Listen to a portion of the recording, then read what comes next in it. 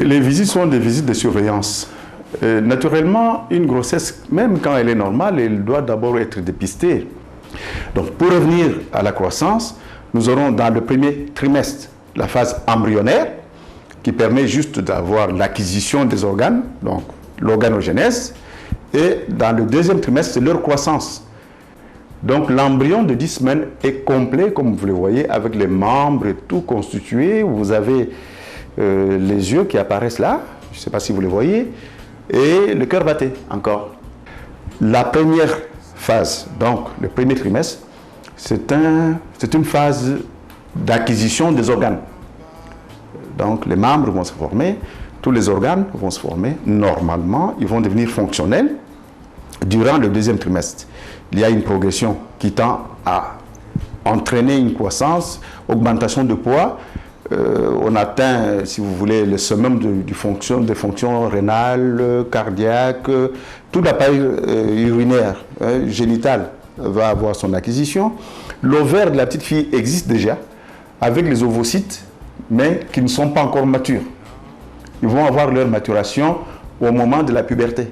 Et à chaque cycle menstruel, un groupe d'entre eux vont entrer dans une deuxième phase de multiplication qui leur permet d'arriver à maturation, d'être libérés et de pouvoir être fécondés. D'accord? Donc tout le bagage génétique est déjà présent au premier trimestre. Il atteint, si vous voulez, sa croissance au deuxième trimestre. Le troisième trimestre, c'est la consolidation, en fait. On est déjà pratiquement en train de courir après la fonction respiratoire qui est essentielle, qui doit être acquise entre 32 et 35 semaines, qui permet que le fœtus né à 36 semaines, par exemple, puisse avoir une fonction cardio-respiratoire normale et pouvoir vivre à l'air libre. Donc, la grossesse est divisée en 3 trimestres. Le premier trimestre, nous avons intérêt à surveiller cette grossesse pour savoir si elle va progresser normalement, surtout si c'est la première. C'est pour cela que nous disons qu'il y a des grossesses à haut risque. Grossesses qui sont les premières, dont personne ne connaît le déroulement. Grossesses qui arrivent sur un terrain où il y a eu par exemple des maladies qu'on ne connaissait pas ou qui existaient, qu'on doit dépister.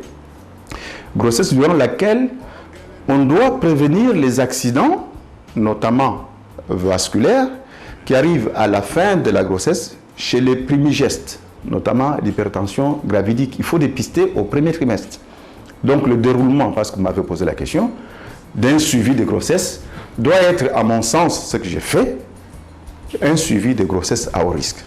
Il faut dépister les causes de risque parce que ce sont ces causes qui nous donnent tous ces communiqués de 14 heures à la radio, morte de suite d'accouchement difficile, ce qui est une aberration. Il n'y a pas d'accouchement difficile. Il y a parfois des difficultés qu'on rencontre dans le suivi ou dans le retard à la référence ou dans la progression de la grossesse, mais qui doivent être dépistées au premier trimestre, au deuxième trimestre. Et toute femme qui arrive au troisième trimestre devrait savoir si elle a des chances d'accoucher normalement ou pas.